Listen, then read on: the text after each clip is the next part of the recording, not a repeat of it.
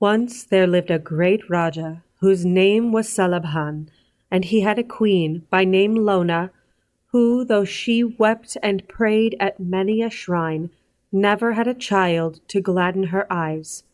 After a long time, however, a son was promised to her. Queen Lona returned to the palace, and when the time for the birth of the promised son drew nigh, she inquired of 3 yogis who came begging to her gate what the child's fate would be. And the youngest of them answered and said, "O Queen, the child will be a boy, and he will live to be a great man. But for 12 years you must not look upon his face, for if either you or his father see it before the 12 years are past, you will surely die. This is what you must do. As soon as the child is born, you must send him away to a cellar underneath the ground, and never let him see the light of day for 12 years. After they are over, he may come forth, bathe in the river, put on new clothes, and visit you. His name shall be Raja Rasalu, and he shall be known far and wide." So, when a fair young prince was in due time born into the world, his parents hid him away in an underground palace, with nurses and servants and everything else a king's son might desire. And with him they sent a young colt, born the same day, a sword, spear, and shield, against the day when Raja Rasalu would go forth into the world. So there the child lived, playing with his colt and talking to his parrot, while the nurses taught him all things needful for a king's son to know. Young Rasulu lived on, far from the light of day, for 11 long years, growing tall and strong, yet contented to remain playing with his colt and talking to his parrot. But when the 12th year began, the lad's heart leapt up with desire for change, and he loved to listen to the sounds of life which came to him in his palace prison from the outside world. "I must go and see where the voices come from," he said, and when his nurses told him he must not go for 1 year more, he only laughed aloud, saying, "Nay, I stay no longer here for any man." Then he saddled his Arab horse Bahaunar, put on his shining armor, and rode forth into the world. But mindful of what his nurses had oft told him, when he came to the river, he dismounted, and, going into the water, washed himself and his clothes.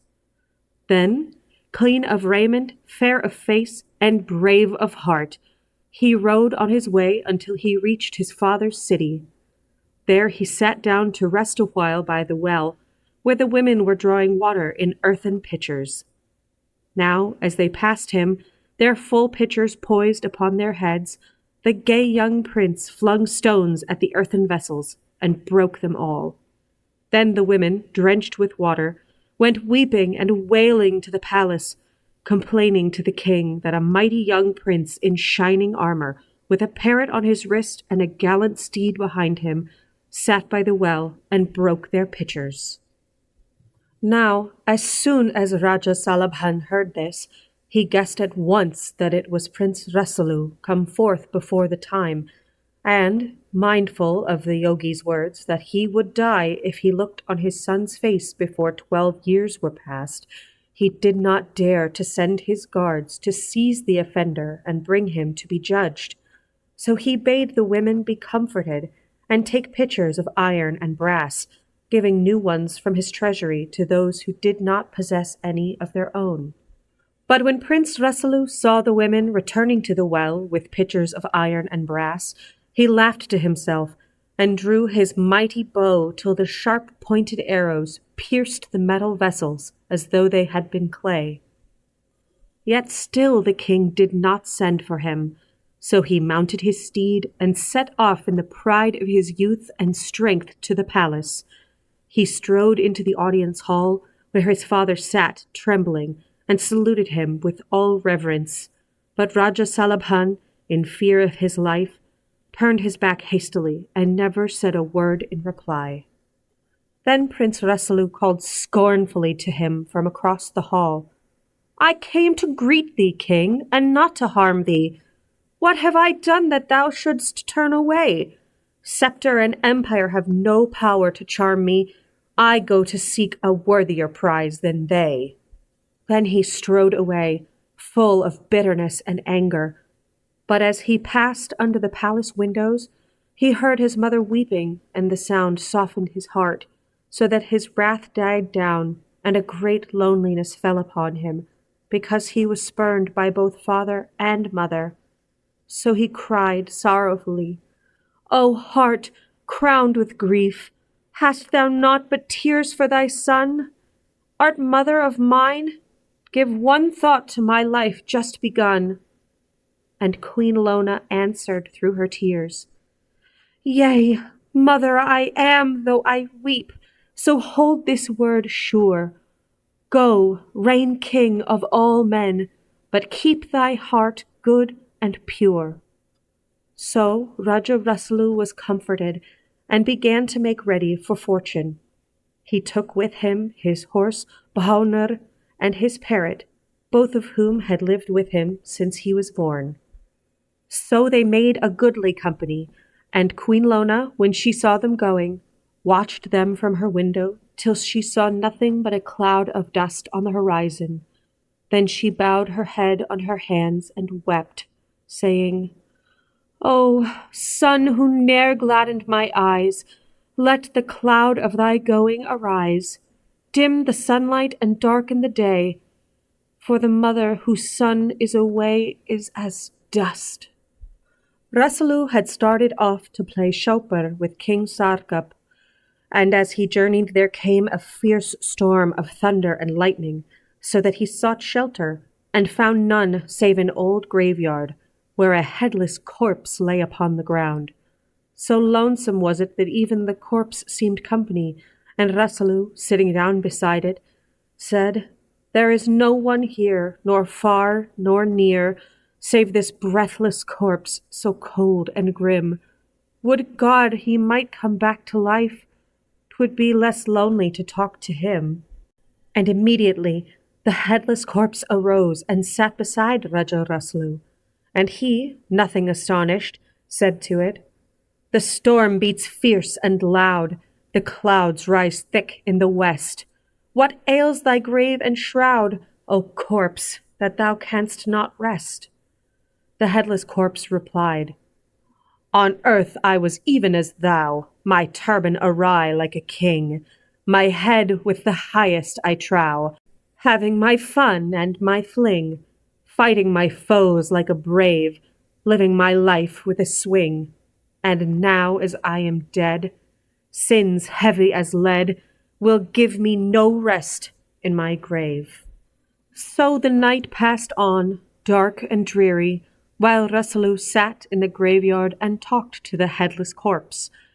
Now when morning broke and Rasulu said he must continue his journey, the headless corpse asked him whither he was going, and when he said, "To play chopper with King Sarkap," the corpse begged him to give up the idea, saying, "I am King Sarkap's brother, and I know his ways. Every day before breakfast he cuts off the head of 2 or 3 men just to amuse himself. One day no one else was at hand, so he cut off mine, and he will surely cut off yours on some pretense or another. However, if you are determined to go and play chauper with him, take some of the bones from this graveyard and make your dice out of them, and then the enchanted dice with which my brother plays will lose their virtue. Otherwise, he will always win." So Rasulu took some of the bones lying about and fashioned them into dice, and these he put into his pocket. Then, bidding adieu to the headless corpse, he went on his way to play chauper with the king. Now, as Raja Rasalu, tender-hearted and strong, journeyed along to play chauper with the king, he came to a burning forest, and a voice rose from the fire, saying, "O traveler, for God's sake, save me from the fire!" Then the prince turned toward the burning forest, and lo, the voice was the voice of a tiny cricket.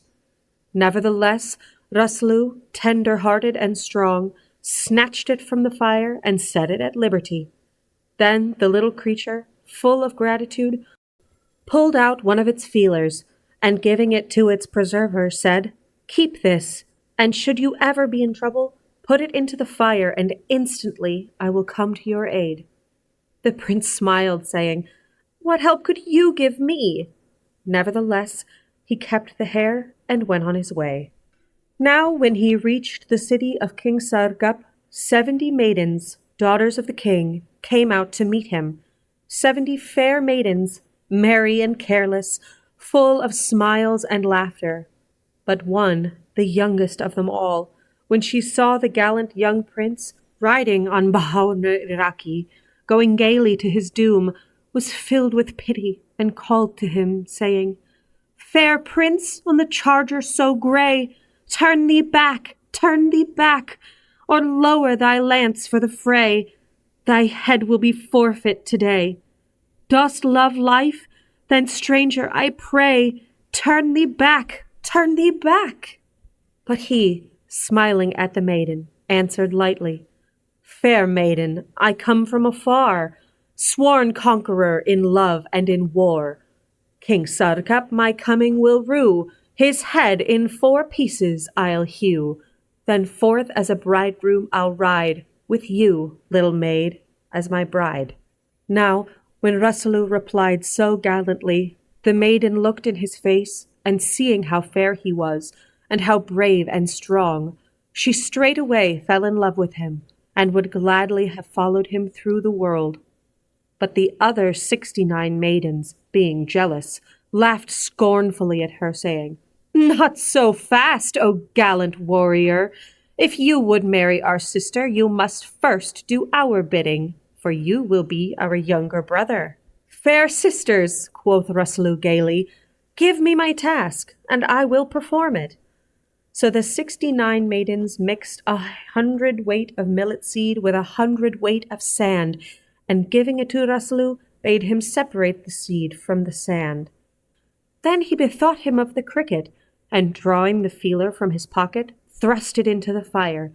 And immediately there was a whirring noise in the air, and a great flight of crickets alighted beside him, and amongst them the cricket whose life he had saved. Then Rasulu said, "Separate the millet seed from the sand."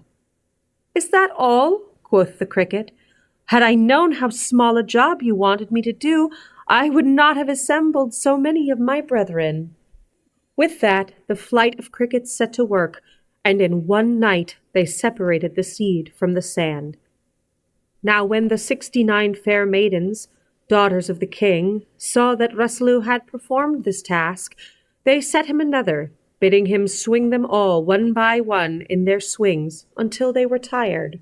Whereupon he laughed, saying, "There are 70 of you, counting my little bride yonder, and I am not going to spend my life swinging girls. Why, by the time I've given each of you a swing, the first will be wanting another. No, if you want a swing, get in, all 70 of you, into one swing, and then I'll see what can be done." So the 70 maidens climbed into one swing, and Raja Rasalu, standing in his shining armor, fastened the ropes to his mighty bow and drew it up to its fullest bent. Then he let go, and like an arrow the swing shot into the air with its burden of 70 fair maidens, merry and careless, full of smiles and laughter. But as it swung back again, Rasulu, standing there in his shining armor, drew his sharp sword and severed the ropes.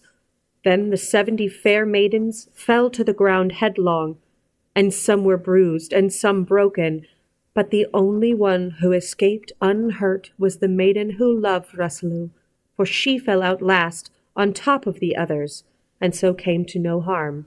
After this, Rasulu strode on 15 paces, till he came to the 70 drums that everyone who came to play Shaupar with the king had to beat in turn, and he beat them so loudly that he broke them all. Then he came to the 70 gongs, all in a row, and he hammered them so hard that they cracked into pieces. Seeing this, the youngest princess, who was the only one who could run, fled to her father, the king, in a great fright, saying, "A mighty Prince Sarkap, making havoc, rides along. He swung us, 70 maidens fair, and threw us out headlong. He broke the drums you placed there, and the gongs too in his bride. Sure he will kill thee, father mine, and take me for his bride." But King Sarkap replied scornfully, "Silly maiden, thy words make a lot of a very small matter.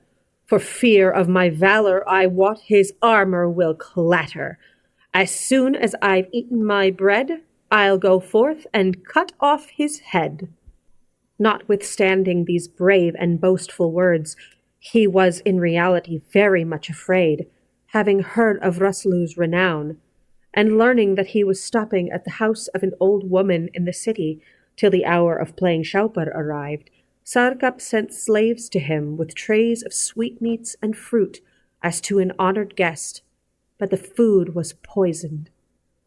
Now when the slaves brought the trays to Raja Rasalu, he rose up haughtily, saying, "Go tell your master I have naught to do with him in friendship. I am his sworn enemy, and I eat not of his salt." So saying, he threw the sweetmeats to Raja Sarkap's dog, which had followed the slave, and lo, the dog died. Then Rasulu was very wroth, and said bitterly, "Go back to Sarkap's slaves, and tell him that Rasulu deems it no act of bravery to kill even an enemy by treachery." Now when evening came, Raja Rasalu went forth to play Shaupar with King Sarkap, and as he passed some potter's kilns, he saw a cat wandering about restlessly. So he asked what ailed her, that she never stood still, and she replied, "My kittens are in an unbaked pot in the kiln yonder. It has just been set alight, and my children will be baked alive. Therefore I cannot rest." Her words moved the heart of Raja Rasalu, and, going to the potter, he asked him to sell the kiln as it was. But the potter replied that he could not settle a fair price till the pots were burnt, as he could not tell how many would come out whole. Nevertheless, after some bargaining, he consented at last to sell the kiln, and Rasulu, having searched all the pots, restored the kittens to their mother, and she, in gratitude for his mercy, gave him one of them, saying, "Put it in your pocket, for it will help you when you are in difficulties." So Raja Rasalu put the kitten in his pocket, and went to play Shaupar with the king. Now before they sat down to play, Raja Sarkap fixed his stakes. On the first game, his kingdom; on the second, the wealth of the whole world; and on the third, his own head. So likewise Raja Rasalu fixed his stakes. On the first game, his arms; on the second, his horse; and on the third, his own head. Then they began to play, and it fell to Rasulu's lot to make the first move. Now he, forgetful of the dead man's warning, played with the dice given to him by Raja Sarkap, besides which Sarkap let loose his famous rat, Dhol Raja, and it ran about the board, upsetting the Shaupar pieces on the sly, so that Rasulu lost the first game and gave up his shining armor. Then the second game began, and once more Dhol Raja, the rat, upset the pieces, and Rasulu, losing the game, gave up his faithful steed. Then Bhaunr, the Arab steed, who stood by, found voice and cried to his master, "Sea-born am I, bought with much gold. Dear prince, trust me now as of old. I'll carry you far from these wiles. My flight, all unspurred, will be swift as a bird for thousands and thousands of miles. Or if needs you must stay, ere the next game you play, place your hand in your pocket, I pray." Hearing this, Raja Sarkap frowned, and bade his slaves remove Bhaunr, the Arab steed, since he gave his master advice in the game. Now when the slaves came to lead the faithful steed away, Rasulu could not refrain from tears, thinking over the long years which Bhaunr, the Arab steed, had been his companion. But the horse cried out again, "Weep not, dear prince. I shall not eat my bread of stranger hands, nor to a strange stall be led. Take thy right hand, and place it as I said. These words roused some recollection in Rasulu's mind, and when just at this moment the kitten in his pocket began to struggle, he remembered all about the warning and the dice made from dead men's bones. Then his heart rose up once more, and he called boldly to Raja Sarkap, "Leave my horse and arms here for the present. Time enough to take them away when you have won my head." Now Raja Sarkap, seeing Rasulu's confident bearing, began to be afraid, and ordered all the women of his palace to come forth in their gayest attire and stand before Rasulu so as to distract his attention from the game. But he never even looked at them, and drawing the dice from his pocket, said to Sarkap, "We have played with your dice all this time. Now we will play with mine." Then the kitten went and sat at the window through which the rat Dhol Raja had used to come, and the game began. After a while, Sarkap, seeing Raja Rasalu was winning, called to his rat, but when Dhol Raja saw the kitten, he was afraid and would not go further. So Rasalu won and took back his arms. Next he played for his horse, and once more Raja Sarkap called for his rat, but Dhol Raja, seeing the kitten keeping watch, was afraid. So Rasalu won the second stake and took back Bahaunar, the Arab steed. Then Sarkap brought all his skill to bear on the third and last game, saying, "O molded pieces, favor me today. Forsooth, this is a man with whom I play. No paltry risk, but life and death at stake. As Sarkap does, so do, for Sarkap's sake." But Rasulu answered back, "O molded pieces, favor me today. Forsooth, it is a man with whom I play. No paltry risk, but life and death at stake. As heaven does, so do, for heaven's sake." So they began to play, whilst the woman stood round in a circle, and the kitten watched Dhol Raja from the window. Then Sarkap lost, first his kingdom, then the wealth of the whole world, and lastly his head. Just then a servant came in to announce the birth of a daughter to Raja Sarkap, and he, overcome by misfortune, said, "Kill her at once, for she has been born in an evil moment and has brought her father ill luck." But Rasulu rose up in his shining armor, tender-hearted and strong, saying, "Not so, O king, she has done no evil. Give me this child to wife, and if you will vow by all you hold sacred, never again to play Shaupar for another's head, I will spare yours now." Then Sarkap vowed a solemn vow never to play for another's head, and after that he took a fresh mango branch and the newborn babe, and placing them on a golden dish, gave them to Rasulu. Now as he left the palace, carrying with him the newborn babe and the mango branch, he met a band of prisoners, and they called out to him, "A royal hawk art thou, O king, the rest but timid wild fowl. Grant us our request, unloose these chains, and live forever blessed." And Raja Rasalu hearkened to them, and bade King Sarkap set them at liberty. Then he went to the Murti hills, and placed the newborn babe, Kokalan, in an underground palace, and planted the mango branch at the door, saying, "In 12 years the mango tree will blossom. Then will I return and marry Kokalan." And after 12 years the mango tree began to flower, and Raja Rasalu married the Princess Kokalan, whom he won from Sarkap when he played Shaupar with the king.